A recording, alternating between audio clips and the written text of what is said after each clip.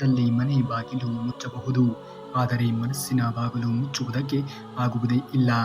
ಮನಸ್ಸಿನ ಬಾಗಿಲು ಮುಚ್ಚಬೇಕು ಅನ್ನುವುದೇ ಆದರೆ ಕೋಪ ಕ್ಷಣಿಕ, ಪ್ರೀತಿ ಶಾಶ್ವತ ಎನ್ನುವಂಥದ್ದನ್ನು ತಿಳಿದುಕೊಂಡಾಗ ಮಾತ್ರ ಕೋಪದಿಂದ ನಾವು ಹೊರಗೆ ಬಂದು ಜೀವನವನ್ನು ಮಾಡುವುದಕ್ಕೆ ಸಾಧ್ಯವಾಗುವುದು.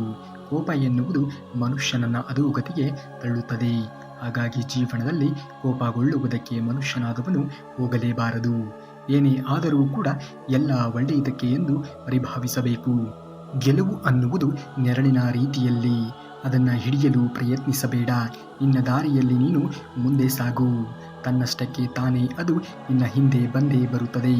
ಆದರೆ ನಿನ್ನ ಹೆಜ್ಜೆಗಳು ಬೆಳಕಿನ ಕಡೆ ಬಿದ್ದರೆ ಮಾತ್ರ ನೆರಳು ಎನ್ನುವುದು ಸಿಗುವುದಕ್ಕೆ ಸಾಧ್ಯವಾದೀತು ಎನ್ನುವುದನ್ನು ಗಮನದಲ್ಲಿ ಇಟ್ಟುಕೊಳ್ಳಬೇಕು. ಗೆದ್ದಾಗ ಅಹಂ ಪಟ್ಟವನು ಉಳಿಯಲಾರ, ಸೋತಾಗ ಕುಸಿದು ಹೋದವನು ಬೆಳೆಯಲಾರ. ಗೆಲುವಿನ ಸಂಭ್ರಮ ನೆತ್ತಿಗೆ ಹೇರದೇ ಇರಲಿ, ಸೋಲಿನ ನೋವು ಎನ್ನುವುದು ಮನಸ್ಸಿಗೆ ತಾಕದೇ ಇರಲಿ.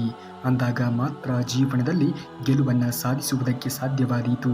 ಹುಟ್ಟುವುದು ಮುಖ್ಯ ಅಲ್ಲ ನೋಡಿ, ಸಾಯುವುದು ಕೂಡ ಮುಖ್ಯ. ಹುಟ್ಟು ನಿನ್ನ ಬಂಧುಗಳಿಗೆ ಗೊತ್ತಾಗುತ್ತದೆ, ಸಾವು ಈ ಪ್ರಪಂಚಕ್ಕೆ ಗೊತ್ತಾಗಬೇಕು. ಹಾಗೆಯೇ ಬದುಕಿನಲ್ಲಿ ಸಾಧನೆಯನ್ನು ಮಾಡಬೇಕು. ಸೋಲೆಂಬ ರೋಗಕ್ಕೆ ಆತ್ಮವಿಶ್ವಾಸ ಮತ್ತು ಕಠಿಣವಾಗಿರುವಂತಹ ಪರಿಶ್ರಮವೇ ಮದ್ದು.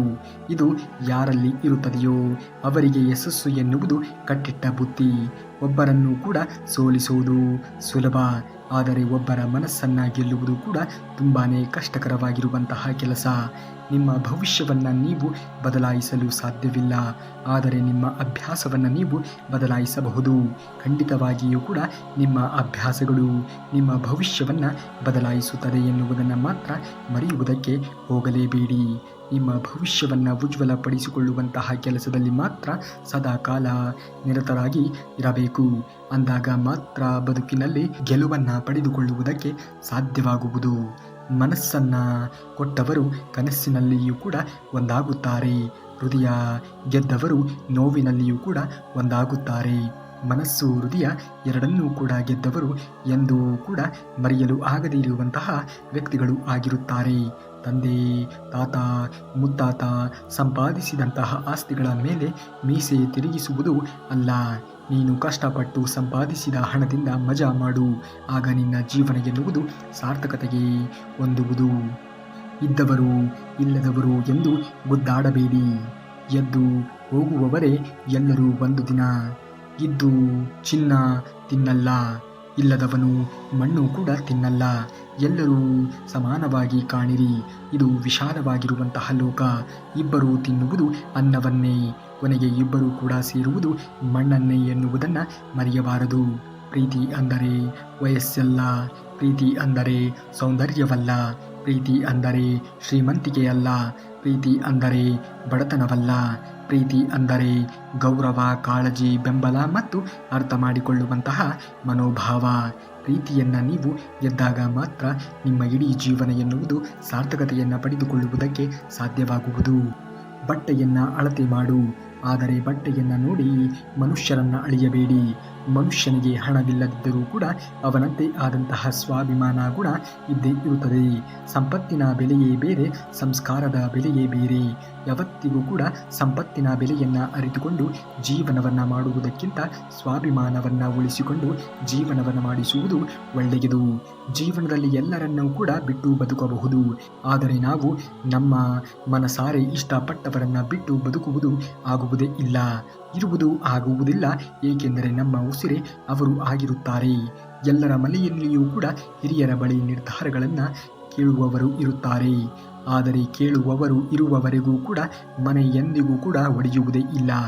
ಆದರೆ ಯಾವ ಮನೆಯಲ್ಲಿ ಎಲ್ಲರೂ ಕೂಡ ಹಿರಿಯರು ಆಗುವುದಕ್ಕೆ ಪ್ರಾರಂಭ ಮಾಡುತ್ತಾರೆಯೋ ಆ ಮನೆ ಒಡೆಯುವುದಕ್ಕೆ ಹೆಚ್ಚು ಸಮಯವೇ ತೆಗೆದುಕೊಳ್ಳುವುದಿಲ್ಲ.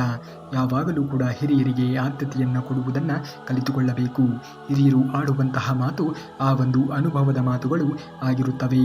10 ಜನರಿಗೆ ಒಳ್ಳೆಯವನಾಗಬೇಡ, ನಿನ್ನ ಆತ್ಮಸಾಕ್ಷಿಗೆ ಒಳ್ಳೆಯವನಾಗು. ಗೆದ್ದಾಗ ಹೋಗುವರು, ಬಿದ್ದಾಗ ತೆಗಳುವರು. ಮಧ್ಯೆ ನೀನು ನೀನಾಗಿ ಇರು, ಇನ್ನೊಬ್ಬರಿಗಾಗಿ ಬದಲಾಗದಿರು. ಸುಖ ಯಾವಾಗಲೂ ಕೂಡ ಸಾಸಿವೆಯಷ್ಟೇ ಸಿಗುವುದು, ಕಷ್ಟ ಮಾತ್ರ ಸಾಗರದಷ್ಟು. ಜೀವನವೇ ಹಾಗೆ, ಕತ್ತಲು ದೊಡ್ಡದ್ದು, ಅದನ್ನು ಓಡಿಸುವಂತಹ ದೀಪ ಚಿಕ್ಕದ್ದು ಅಲ್ಲವೇ? ಹಾಗಾಗಿ ಚಿಕ್ಕದಾಗಿರುವಂತಹ ಪ್ರಯತ್ನವನ್ನು ಮಾಡಿ ನಿಮ್ಮ ಜೀವನದಲ್ಲಿ ಯಶಸ್ಸನ್ನು ನೀವು ಖಂಡಿತವಾಗಿಯೂ ಕೂಡ ಕಾಣುತ್ತೀರಾ. ಕೇಳದೆಯೇ ಹೇಳಬೇಡ, ಕರೆದಿಯೇ ಹೋಗಬೇಡ. ಕಷ್ಟ ಬಂದರೆ ಗಾಬರಿ ಆಗಬೇಡ, ಗುಳ್ಳೆ ನರಿಗಳ ಸಂಘವನ್ನ ಮಾಡಲೇಬೇಡ. ಬೆಲೆ ಇಲ್ಲದ ಕಡೆ ಕಾಲಿಡಲೇಬೇಡ. ಉಸಿರವಳ್ಳಿ ಬುದ್ಧಿಯವರನ್ನ ತೋರಿಸುವಂಥವರ ಬಳಿಗೆ ಎಂದಿಗೂ ಕೂಡ ಸಂಬಂಧವನ್ನ ಜೋಡಿಸುವುದಕ್ಕೆ ಹೋಗಲೇಬೇಡ. ಬಾಡಿಗೆಗೆ ಮನೆ ಎಷ್ಟೇ ಸಿಂಗಾರ ಮಾಡಿದರೂ ಕೂಡ ಅದು ನಮ್ಮದಾಗುವುದಕ್ಕೆ ಸಾಧ್ಯವೇ ಇಲ್ಲ. ಹಾಗೆಯೇ ಕೆಲವೊಬ್ಬರ ಜೀವನದಲ್ಲಿ ನಾವು ಎಷ್ಟೇ ರೀತಿಯಾಗಿರುವಂತಹ ಪ್ರೀತಿಯಾಗಲಿ ಕಾಳಜಿಯಾಗಲಿ ತೋರಿಸಿದರೂ ಕೂಡ ಅವರು ನಮ್ಮವರಾಗುವುದಕ್ಕೆ ಸಾಧ್ಯವೇ ಇಲ್ಲ. ವಯಸ್ಸು ಇದ್ದಾಗ ವಿದ್ಯೆ ಸಂಪಾದಿಸು, ರಟ್ಟೆಯಲ್ಲಿ ಬಲವಿದ್ದಾಗ ಹಣವನ್ನು ಸಂಪಾದಿಸು, ಸಂಸ್ಕಾರದಿಂದ ಜ್ಞಾನ ಸಂಪಾದಿಸು. ಎಲ್ಲವೂ ಇದ್ದಾಗ ಒಳ್ಳೆಯ ವ್ಯಕ್ತಿ ನೀನಾಗು. ಕಷ್ಟದಲ್ಲಿ ತಾಳ್ಮೆ, ನಷ್ಟದಲ್ಲಿ ಸಹನೆ, ತೊಂದರೆಯಲ್ಲಿ ಶಾಂತಿ, ದುಃಖದಲ್ಲಿ ಸಮಾಧಾನ ಇದ್ದವರಿಗೆ ಇಂಥವರ ಬಾಳಲ್ಲಿ ಯಾವ ಭಯವೂ ಕೂಡ ಇರುವುದೇ ಇಲ್ಲ. 3 ಹೊತ್ತು ಊಟ ಇಲ್ಲದೆ ಇದ್ದರೂ ಕೂಡ ಜೀವನ ನಡೆಯುತ್ತದೆ. ಕೋಟಿ ಕೋಟಿ ಆಸ್ತಿ ಇಲ್ಲದೆ ಇದ್ದರೂ ಕೂಡ ಜೀವನ ಎನ್ನುವುದು ನಡೆಯುತ್ತದೆ. ಇರುವುದಕ್ಕೆ ಭವ್ಯ ಬಂಗಲೆ ಇರದೇ ಇದ್ದರೂ ಕೂಡ ಜೀವನ ಎನ್ನುವುದು ನಡೆಯುತ್ತದೆ. ಆದರೆ ಮನಸ್ಸಿಗೆ ನೆಮ್ಮದಿ ಇಲ್ಲದೆ ಇದ್ದರೆ ಜೀವನ ನಡೆಯುವುದು ಖಂಡಿತವಾಗಿಯೂ ಕೂಡ ಸಾಧ್ಯವೇ ಇಲ್ಲ. 4 ಜನ ನಿನ್ನನ್ನು ನೋಡುತ್ತಾರೆ ಎಂದು ಬದುಕಬೇಡ. ನಿನ್ನನ್ನು ತಿರಸ್ಕರಿಸಿ ಬಿಟ್ಟು ಹೋದ 4 ಜನ ತಿರುಗಿ ನೋಡುವಂತೆ ಬದುಕು. ಅಂದಾಗ ಮಾತ್ರ ನಿನ್ನ ಜೀವನ ಎನ್ನುವುದು, ನಿನ್ನ ಬದುಕು ಎನ್ನುವುದು ಸಾರ್ಥಕತೆಗೆ ಬರುವುದಕ್ಕೆ ಸಾಧ್ಯವಾಗುವುದು. ತುಂಬ ನಗುತ್ತಾ ಇದ್ದೇ ಬದುಕು ಅಳಿಸುವುದನ್ನು ಕಲಿಸುತ್ತದೆ. ಎಲ್ಲರೊಂದಿಗೆ ಇರಲು ಬಯಸಿದ್ದೇ ಜೀವನ ಒಂಟಿಯಾಗಿ ಇರುವುದನ್ನು ಕಲಿಸಿತು. ತುಂಬ ಮಾತನಾಡುತ್ತಾ ಇದ್ದೇ ಪ್ರಪಂಚ ಮೌನವಾಗಿ ಇರುವುದನ್ನು ಕಲಿಸಿಬಿಟ್ಟಿತು. ಮನೆ ಸಣ್ಣದಾಗಿ ಇದ್ದರೂ ಕೂಡ ಮನಸ್ಸು ಎನ್ನುವುದು ದೊಡ್ಡದಾಗಿ ಇರಲಿ. ಹೃದಯ ಮುಷ್ಟಿಯಷ್ಟು ಇದ್ದರೂ ಕೂಡ ಪ್ರೀತಿ ಸ್ನೇಹ ಬೆಟ್ಟದಷ್ಟು ಇರಲಿ. ಹಣದಲ್ಲಿ ಬಡತನ ಇದ್ದರೂ ಕೂಡ ಗುಣದಲ್ಲಿ ಶ್ರೀಮಂತಿಕೆ ಎನ್ನುವುದು ನಿಮ್ಮಲ್ಲಿ ಇರಲಿ. ಅಂದಾಗ ಮಾತ್ರ ಜೀವನದಲ್ಲಿ ಹೆಸರು, ಪ್ರೀತಿ, ವಿಶ್ವಾಸವನ್ನು ಗಳಿಸುವುದಕ್ಕೆ ಸಾಧ್ಯವಾಗುವುದು. ಕೆಸರು ನೀರನ್ನು ಸ್ವಲ್ಪ ಹೊತ್ತು ಅದರ ಪಾಡಿಗೆ ಅದನ್ನು ಬಿಟ್ಟರೆ ಅದು ತಿಳಿಯಾಗುತ್ತದೆ. ಬಿಸಿ ನೀರನ್ನು ಸ್ವಲ್ಪ ಹೊತ್ತುಗಳ ಕಾಲ ಅದರ ಪಾಡಿಗೆ ಅದನ್ನು ಬಿಟ್ಟು ಬಿಟ್ಟರೆ ಅದು ತಣ್ಣಗೆ ಆಗುತ್ತದೆ. ಸ್ವಲ್ಪ ಕಾದರೆ ಎಲ್ಲವೂ ಕೂಡ ನಮ್ಮ ನಿರೀಕ್ಷೆಗೆ ತಕ್ಕಂತೆ ಬದಲಾವಣೆ ಆಗುತ್ತದೆ. ಆದರೆ ಕಾಯಬೇಕು ಅಷ್ಟೇ.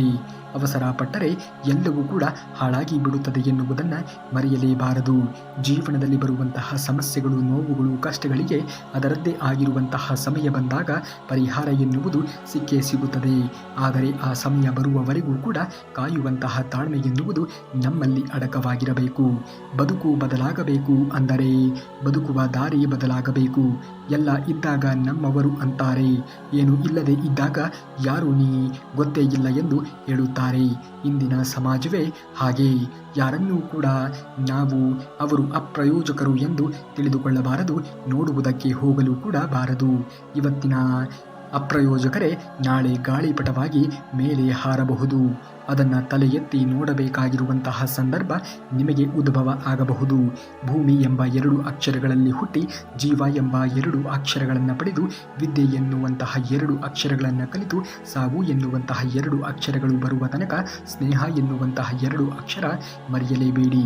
ನಿಮ್ಮೆಲ್ಲರ ಜೀವನ, ನಿಮ್ಮೆಲ್ಲರ ಕನಸುಗಳು ನನಸಾಗಲಿ ಎಂದು ಹರಿಸುತ್ತಾ, ನೀವೇನಾದರೂ ಶ್ರೀಕೃಷ್ಣ ಪರಮಾತ್ಮನ ಭಕ್ತರೇ ಆಗಿದ್ದರೆ ತಪ್ಪದೆ ಈ ವಿಡಿಯೋಗೆ ಒಂದು ಲೈಕನ್ನು ಮಾಡಿ ಎಂದು ಕೇಳಿಕೊಳ್ಳುತ್ತಾ, ನಾಳೆಯ ಶ್ರೀಕೃಷ್ಣ ಪರಮಾತ್ಮನ ವಚನಾಮೃತದೊಂದಿಗೆ ಮತ್ತೆ ನಿಮ್ಮ ಮುಂದೆ ಬರುವವರೆಗೂ ಧನ್ಯವಾದ. ಕರುನಾಡಿಗೆ.